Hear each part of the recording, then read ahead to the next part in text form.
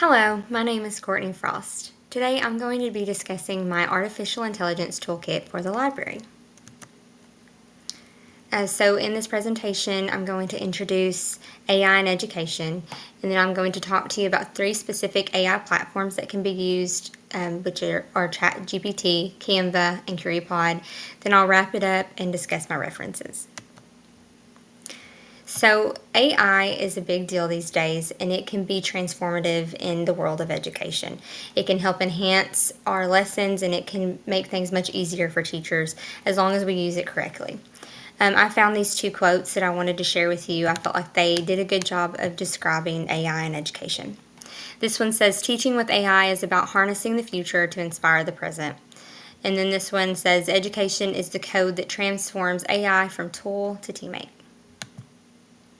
The first platform that I wanted to discuss is ChatGPT. This one is very common for educational purposes and for personal purposes. Some key points about ChatGPT are that it's an advanced AI language model developed by OpenAI, and it can answer questions or it can even generate creative content. There are multiple uses with this platform. One of the reasons I chose this one is because of how well it can align with the library in multiple ways. Specifically, how I would use it in the library is for brainstorming. So I could brainstorm ideas for lessons, for maker spaces. The options are truly endless. I've even recently used this to brainstorm ideas to help me come up with my PGP goal. Some potential challenges and ethical considerations when using ChatGPT would be academic integrity. So anytime we're using sources from online, we need to be careful to make sure that we are citing and giving credit where credit is due. And then another thing with ChatGPT is that accuracy can be an issue. They have been known to produce incorrect information, so if we are getting information from there, we definitely need to fact check. I have it linked here so that we can just take a look at it together. It's very friendly, user friendly. Sorry.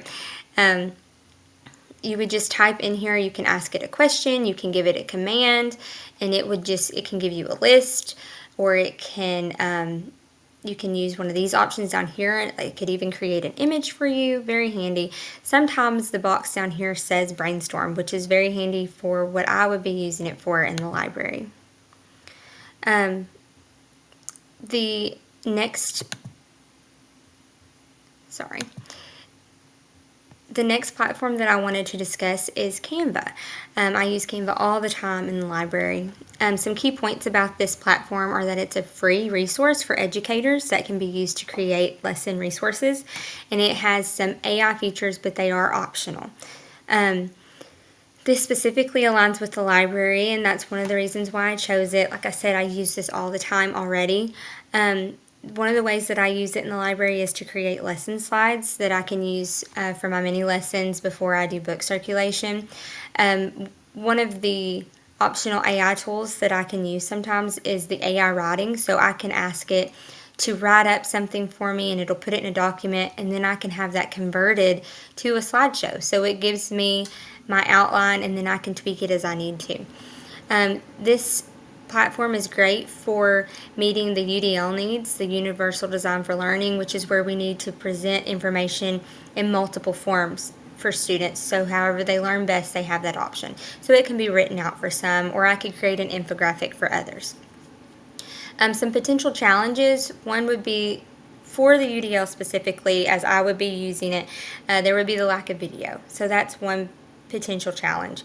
And then ethically, the educator accounts, which is what I use for the library, it includes pro features, which for us is free as educators, but others would have to pay for that. So if you were going to share this, if you weren't just going to use it in your classroom and you wanted to share it out or do something else with it, you would need to consider the ethics with that. I also have this linked here so that we can just kind of see what it looks like. And this is actually my personal account, so it doesn't include the pro features, but there's all kinds of things you can do on here, and like I said, the AI part is optional, but it is very handy.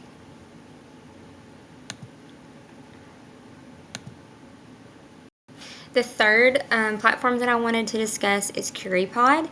This one I have never heard of before we started digging into this, but I am so excited to use it in the library.